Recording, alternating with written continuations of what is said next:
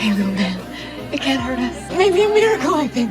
Shortly after, Betty collapsed in the snow. Moreover, the body has not been claimed by anyone. 60 years later, the police received a report. An old woman named Betty died in her own home. Her son, Otis, came to claim it.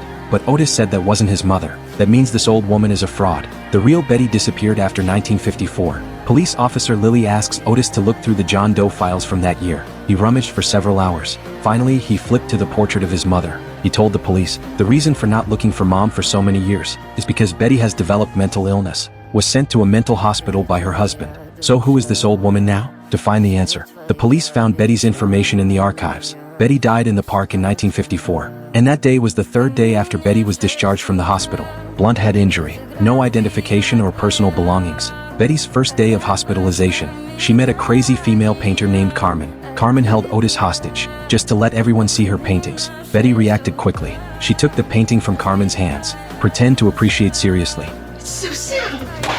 You lost it! I hate you! Later, Betty met another hot-tempered woman named Zelda. Zelda, the toy that Otis gave to Betty. Betty pleaded desperately for her to return it, because that was the only motivation that kept her alive. But Zelda lost her child. She has always been jealous of Betty for having a complete family. What originally seemed like a hostile beginning.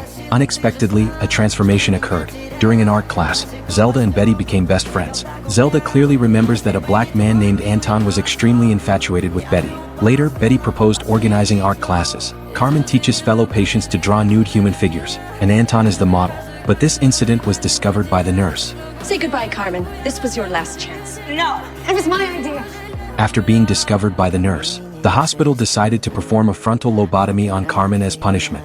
Lily then investigated the hospital records. Records indicate that Carmen had a frontal lobotomy, but there is no discharge record, and this name disappeared thereafter. The forensic doctor was not surprised, because it was Carmen who impersonated Betty's identity. But curiously, the forensic doctor found that Carmen had not undergone a frontal lobotomy. However, Betty's bones showed that she had undergone surgery.